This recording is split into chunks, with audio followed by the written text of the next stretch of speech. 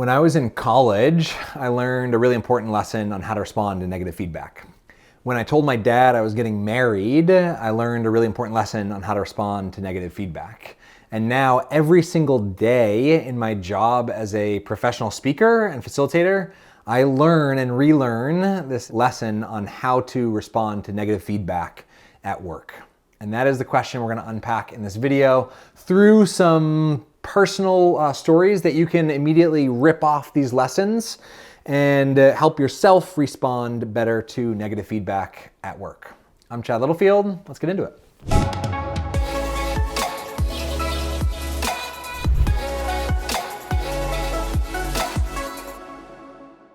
In college, I was in a class, and as part of the class, we were instructed to read this book called The Four Agreements. Some of you might have heard of this book. It's like I've learned since that it's quite a popular self-help book. There are 4 agreements that you make with yourself. I don't remember the subtitle, or I don't even remember all the book. I remember that it was short enough that you could probably read it in like a handful of trips to the bathroom.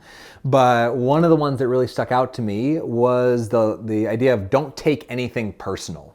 Can you do that? Because I can't do that, right? When somebody gives me negative feedback, especially on my work, something that I created, right? Our ideas, what we do, what we produce, they're an extension of ourselves. And so when somebody gives negative feedback to that, it's pretty hard to not take it personal. So the lesson that I learned, and for me, this hand gesture and all this really helps me sink in this lesson and actually practice this idea. And I think it might for you as well. This visual just kind of popped into my head. And so I pictured everything that someone says to you usually goes straight into your eyes or ears and right into your brain. And sometimes it sinks down to your heart and makes you feel good. And sometimes it sinks down to your heart and makes you feel bad. And so when we're talking about negative feedback, probably the heart, the bad, that, right? We're putting us in a space of like, oh man, like I am not good enough, or I didn't do well enough in this. As opposed to keeping a distance from it and saying, this feedback is about this thing, and that thing isn't me. So that's one separation. But for me, the hand motion and the gesture that I do when I take feedback, or now when I take feedback, is I think about as if right before it's coming to me, before it gets into my brain or my ears or my eyes, I take it and I hold it out here and I move it around and I examine it and I ask myself, what part of this feedback is more of a reflection, more of a reflection, more of a reflection of somebody else? Oh, we gotta move it. So which part of the feedback is more of a reflection of that person than it is of you, right? And sometimes negative feedback, it could be more of a reflection of the state of mind they were in that day, because 3 hours before they got in a fight with their daughter, and then they looked at the report that you sent over or the thing you produced, and they gave you negative feedback on it because they were still on tilt from this fight with their daughter. And sometimes it helps me. I just make up a story. If I take a negative feedback that I don't feel like has basis in reality, I just make up a story about how horrible their day was and say, that might be more a reflection of you than it is of me. Now, that said, transferring down into the lesson that I learned from when I told my dad I was getting married for the first time, he said something to me that has probably saved my marriage many times over, which is, no matter what state you're in, no matter what state Kate is in, no matter how lovely a moment is, no matter how hard or frustrating a moment is, know that there is always a hint of truth, at least a hint of truth in anything Kate says or shares. You know, when you get negative feedback from somebody who knows you really well, who really cares about you, it's especially hard to not take personally because they know you so well, right? Whereas like some stranger, like if you leave some really nasty comment and I don't know you, cool, right? It's like, we don't know each other. You don't actually know me well enough. You've only spent 4 minutes with me. You don't know me well enough to be able to offer me feedback. Whereas if you told me I've watched every single one of your videos and I hated every single one, that might cut a little bit deeper. I might have to do a little bit more examination of that in order to really unpack that dynamic. Remembering A, that feedback might be more reflective of that person or the state that they're in. And then B, there's probably always a hint of truth, and it's valuable to take that hint of truth and keep it. So here's an example. When I designed WeConnect cards for the first time, so it says deck of 60 questions.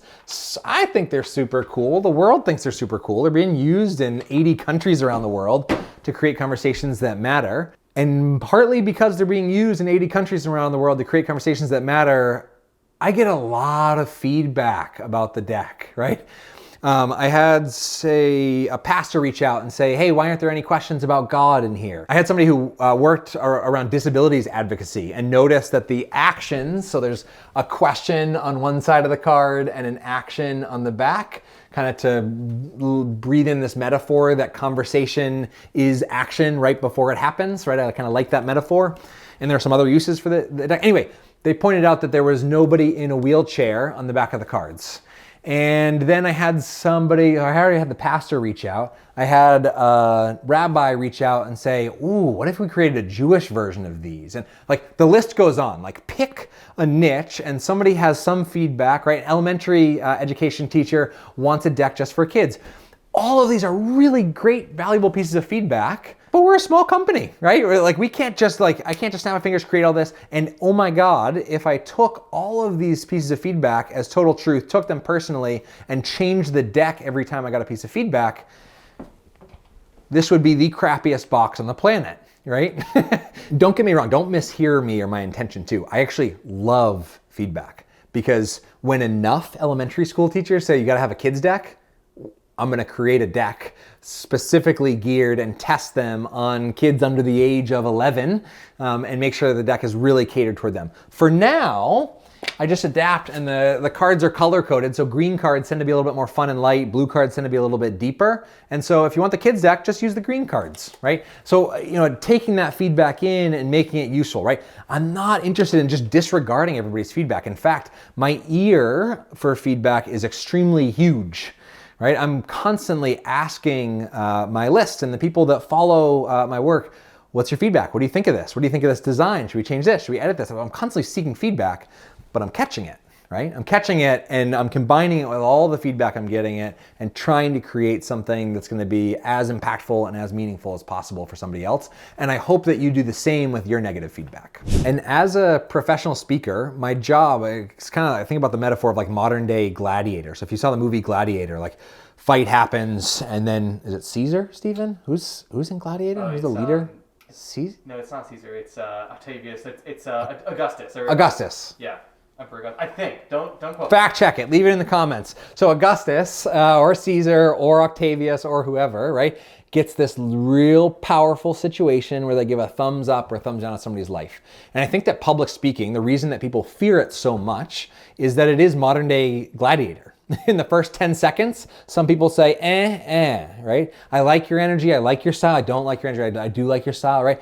People create judgments all along. So if I'm giving a 60-minute keynote or a 90-minute workshop, people are constantly doing this and I'm constantly getting feedback. And in fact, a lot of the organizations I work with will send out feedback surveys afterward. Now, granted, I still have a job and I'm employed and I really like that job because I do get lots of positive feedback.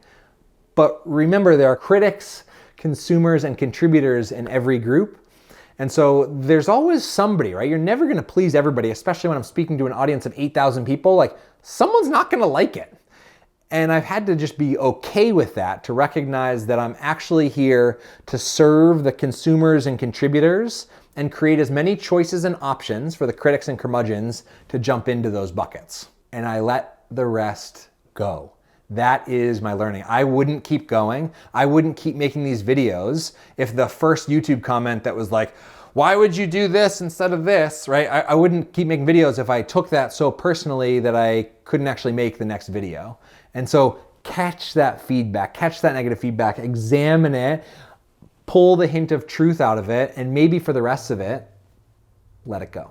Don't let this video go without clicking the like button and subscribing. What? I'm Chad Littlefield. It was lovely hanging out in cyberspace. Have an awesome day.